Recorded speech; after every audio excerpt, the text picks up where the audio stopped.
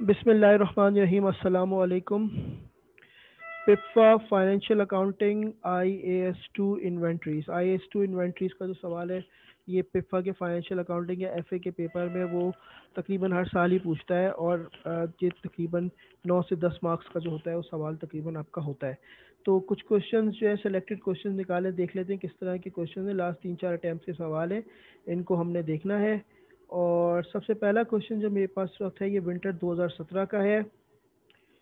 Question कहता है कि Javed sells wooden toy train sets, he sells engines, carriages and pieces of track, any of which may be bought individually.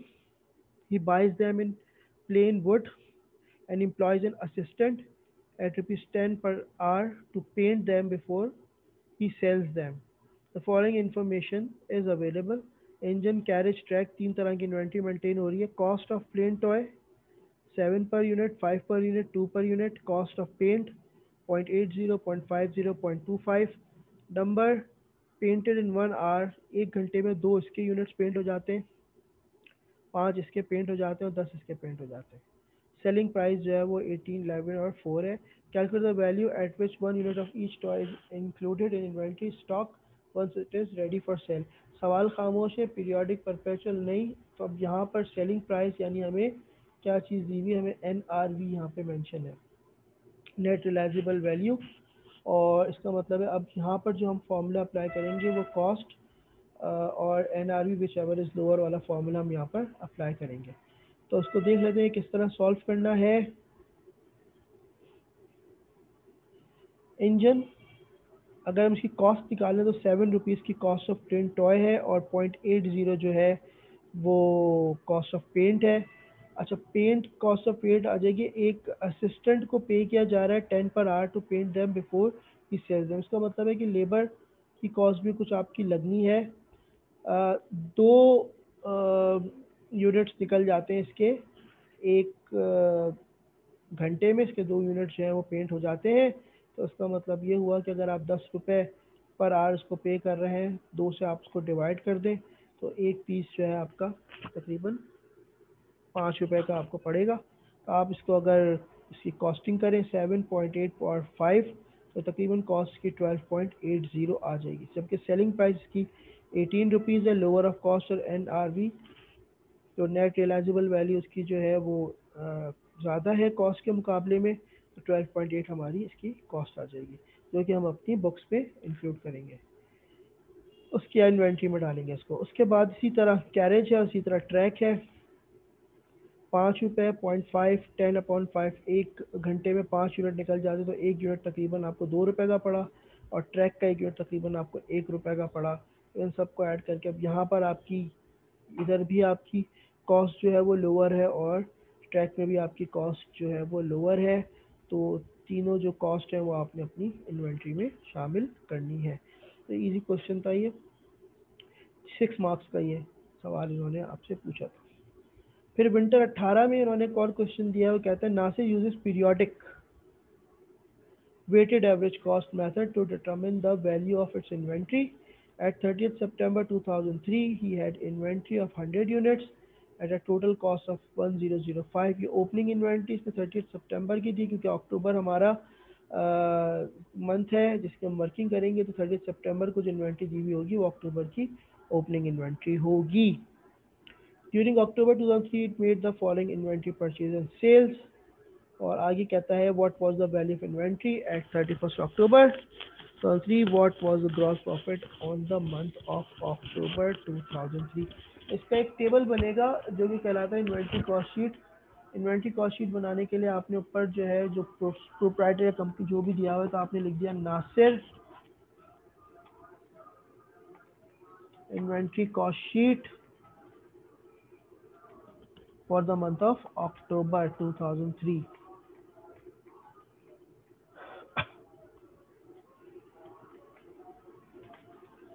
पहला column इसमें date का होता है,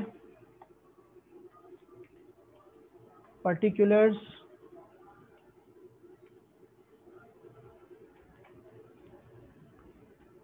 units, rate, total cost. 5 column आपने इसमें बनाने होते हैं। अच्छा, अब हम क्या करेंगे, हम अपनी बिगनिंग इन्वेंटरी के कॉलम्स बना लेते हैं।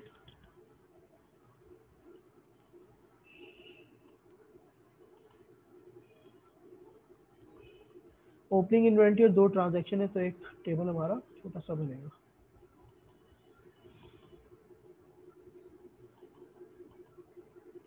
फर्स्ट अक्टूबर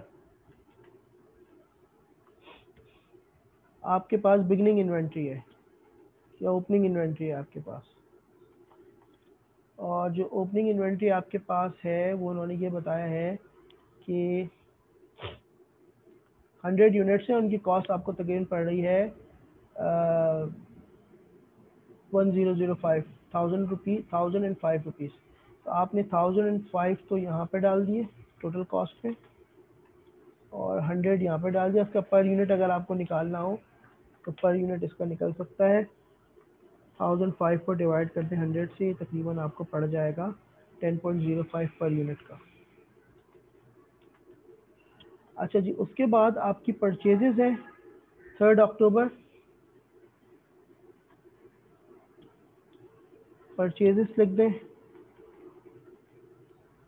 और 3 अक्टूबर को आपने जो परचेजेस की हैं वो 25 यूनिट 12 के हिसाब से ख़रीदें, 25 इंटू 12, तो ये आपका बन गया 300 रुपीज़। इस इन्वेंट्री कॉस्ट शीट में सेल्स नहीं आती, सेल्स को इग्नोर कर देंगे। दूसरी परचेज है 17 अक्टूबर की,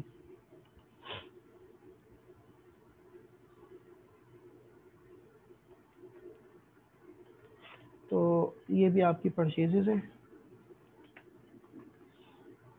17 को आपने फिर 25 यूनिट्स लिए 15 के हिसाब से, तो 25 इंटू 15 दैट इज 375। अब आपने इन 2 कॉलम्स का टोटल करना है और उसको क्लोज कर देना है। क्लोज करने का मतलब ये कि आपने डबल लाइन जो है वो खींचनी है, इसको क्लोज करना है। यूनिट्स आपके पास टोटल 150 है ओपनिंग मिलाकर, और इनकी कॉस्ट जो आपके पास आ रही है 1005 प्लस 300 प्लस 375, हमारी कॉस्ट बन रही तकरीबन 1680। ये हमारे हमने 2 चीज़ें जो है वो फाइंड आउट कर ली। अच्छा, अब क्वेश्चन देखते हैं, इसमें एंडिंग इन्वेंट्री जो है वो मौजूद नहीं है, तो एंडिंग इन्वेंट्री निकालने के लिए आप क्या करेंगे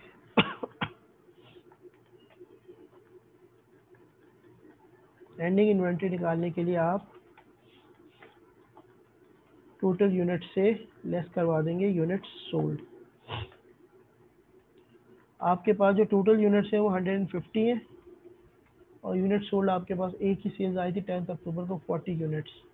अगर आप इसमें 40 यूनिट्स लेस कर दें तो 110 यूनिट्स आपकी एंडिंग यूनिट्स हैं। इसका मतलब है आपने इसकी कॉस्टिंग करनी है। अच्छा, अब वेटेड एवरेज का है इसमें, तो weighted average cost of inventory का फॉर्मूला होता है, अगर आप वेटेड एवरेज से निकाल रहे हैं,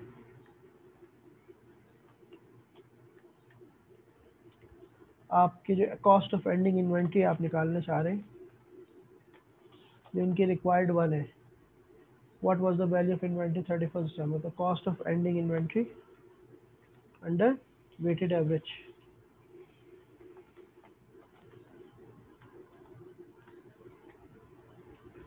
फॉर्मूला लगेगा total cost upon total units, ये करके हमें एक एवरेज कॉस्ट मिल जाएगी इन्वेंट्री की इनटू एंडिंग यूनिट्स जो अभी हमने निकाले। टोटल कॉस्ट हमारे पास 1680 है, एंडिंग यूनिट्स हमारे पास 150 है, मल्टीप्लाई कर दें इनटू 110, तो 1680 डिवाइड बाई 150, हमारे पर यूनिट तकरीबन 11 रुपये 20 पैसे आ गई एवरेज। 110 से मल्टीप्लाई कर दें तो 1232 हमारी कॉस्ट ऑफ एंडिंग इन्वेंट्री आ गई।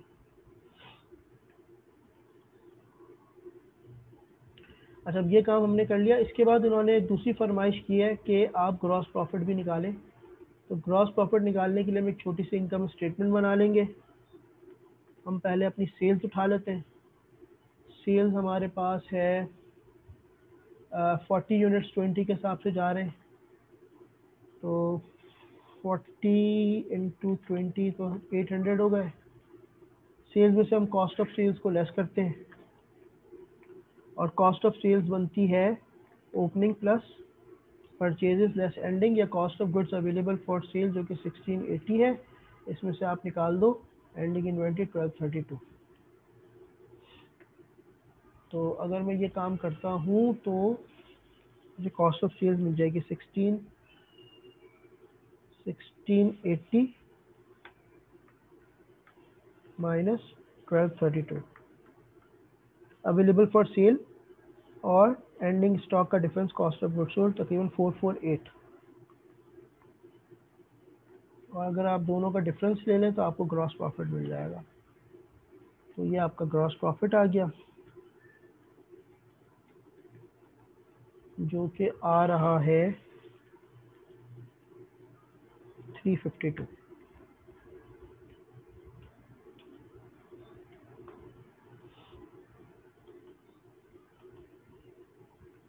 इस तरह हमने ये क्वेश्चन मुकम्मल कर लिया 6 मार्क्स का,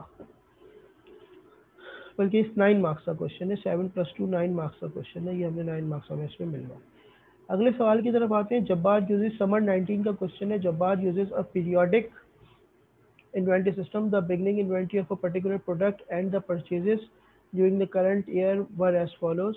अच्छा, अब इन्वेंट की बनी बनाई कॉस्ट शीट दे दी है, इन्होंने काम आसान कर दिया। तो 200 यूनिट्स है, 23,700 है। At December 31 the ending inventory of the product consists of 55 units and selling price during year 150 है। सही है, एंडिंग इन्वेंटरी दे दी, सेलिंग प्राइस दे दी है, यूनिट सोल्ड निकल सकते हैं। कह रहा है कि कॉस्ट ऑफ गुड सोल्ड निकालें और cost of year and inventory and first in first out. इसका मतलब ये हुआ कि आपको जो है वो ज़रूरत नहीं है, किसकी ज़रूरत नहीं है आपको ज़रूरत नहीं है यूनिट सोल्ड की भी ग्रॉस प्रॉफिट आपको नहीं निकालना। तो अगर आपको ग्रॉस प्रॉफिट नहीं निकालना तो फिर सेलिंग प्राइस की भी आपको ऐसा ज़रूरत नहीं है। और फिर हमने अब सिर्फ अपनी एंडिंग इन्वेंट्री निकालनी है और कॉस्ट ऑफ गुड्स सोल्ड निकालना है। तो पहले रिक्वायरमेंट भी हमने पूरी करनी है कि फर्स्ट इन फर्स्ट आउट, लेकिन यूनिट सोल्ड की हमें ज़रूरत पड़ेगी। बल्कि चलें, अभी बगैर यूनिट सोल्ड के भी काम हो सकता है, बगैर यूनिट सोल्ड के हम काम कर लेते हैं। 55 यूनिट्स हमारे एंडिंग बचने चाहिए। फर्स्ट इन फर्स्ट आउट ये कहता है कि जो इनिशियल यूनिट्स होते हैं वो पहले निकल जाते हैं और आखिरी लॉट में से आपके पास जो है वो यूनिट्स बचते हैं। तो अगर 55 यूनिट्स हमारे पास प्रोडक्ट के बच रहे हैं, एंडिंग इन्वेंट्री 55 यूनिट्स है, तो इसका मतलब ये हुआ कि 20 यूनिट्स अक्टूबर 23 के हमारे पास होंगे और 35 यूनिट्स हमें यहाँ से चाहिए होंगे। तो एक छोटी सी वर्किंग कर लेते हैं हम एंडिंग इन्वेंट्री निकालने के लिए। डेट वाइज काम करना है। अगस्त 11 की लॉट में से हमारे पास जो है 35 यूनिट्स बचे हैं और एक यूनिट का रेट जो है वो है 125। तो अगर आप 35 को 125 से मल्टीप्लाई कर दें, ये आपका बन गया 4375। इसी तरह अक्टूबर 23 की जो लॉट है उसमें से आपके पास बचे हैं 20 यूनिट्स। ये आपने 135 के ख़रीदे थे, तो ये आपका बन जाएगा 20 × 135 2700। अगर हम इसका टोटल कर लें तो ये हमारी एंडिंग स्टॉक आ गया 55 यूनिट्स, जो कि उन्होंने पर हमें बताया भी है। और अगर कॉस्ट का टोटल करें तो 4375 ऐड कर दें, 7075 हमारी कॉस्ट आ गई। इसको आपने ऐसे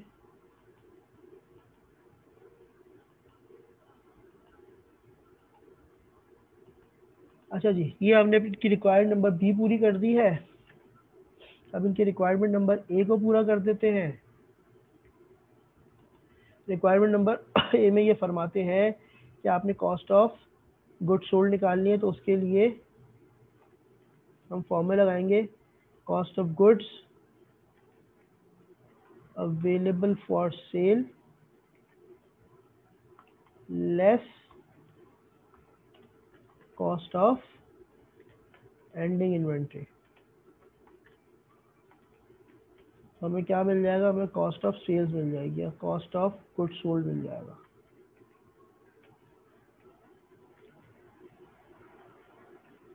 तो अवेलेबल फॉर सेल यहाँ हमारे पास इस टेबल से हमें मिल रही है। Total available for cell 23,700 less करवा देते हैं इसमें से 7075 जो हमने एंडिंग इन्वेंट्री की कॉस्ट निकाली है।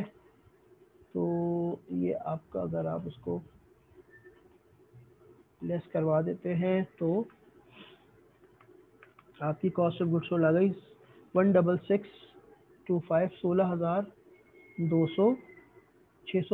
16,625 आपकी कॉस्ट आ गई। इसको भी हमने ऐसे, ये हमारी कॉस्ट ऑफ गुड्स सोल्ड आ गई। अब उसने ग्रॉस प्रॉफिट निकालने को नहीं कहा तो हम ग्रॉस प्रॉफिट पे जाएंगे भी। ये 9 मार्क्स का सवाल इस तरह आपका डन हो गया।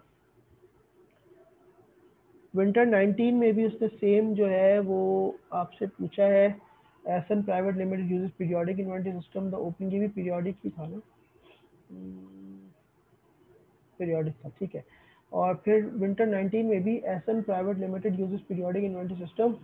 The opening balance of inventory and purchase made by the company during the month. Opening inventory, दो परचेजेस आ रही हैं, 1400 यूनिट सोल्ड है, जैसे भी हमने इससे पहले वाला क्वेश्चन किया था। वेटेड एवरेज से एंडिंग यूनिट्स निकाल लिए थे, या फर्स्ट इन फर्स्ट आउट से काम करना है।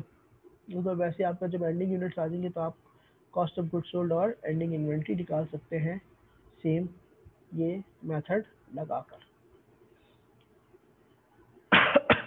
फिर आपके पास है summer 18। In year 2 a business has 4 items of inventory. Account of the inventory has established that the amounts of inventory currently held at cost are as follows. ये cost दी हुई है inventories की। Inventory item A1 and C1 are no longer used in normal business operation. A1 और C1 जो है वो business operation के लिए use नहीं हो रही due to a major change in business strategy. The inventory of A1 could be disposed of for rupees 7,800 की डिस्पोज ऑफ हो सकती है। लेस सेलिंग कॉस्ट 500, इसका मतलब इसकी एनआरवी आप निकाल सकते हैं, कुड भी हो सकती है। The inventory of item C1 could be dispose of 7,000 less selling cost.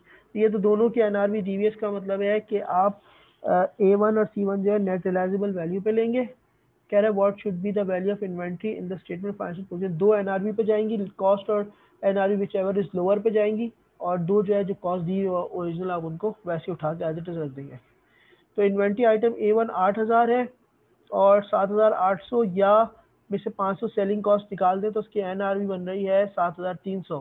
7,300 ये आ जाएगी इसकी विच एवर इज लोअर, और यहाँ पे 7,000 और 200 लेस कर दें आप तो 6,800 बन रही है। यहाँ पे कॉस्ट लोअर है ये दो, बाकी आपकी जो A2 और B1 है वो आपने एज इट इज कॉपी कर दी।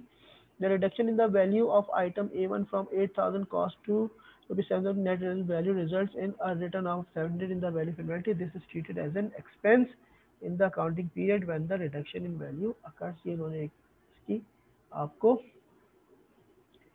जो है वो एक्सप्लेनेशन भी दे दी है। तो दो क्वेश्चन हमने इसमें कॉस्ट और एनआरवी वाले देखे, और बाकी हमें इसमें पीरियोडिक के क्वेश्चन नजर आए कि हमने 1 2 3 4 और 5 अटैम्प्ट के क्वेश्चन जो हमने लास्ट 5 अटैम्प्ट के क्वेश्चन पिप्पा के हमने देखे हैं। तो आई होप आपको ये वीडियो समझ आई होगी। बहुत बहुत शुक्रिया। अल्लाह हाफ़िज़।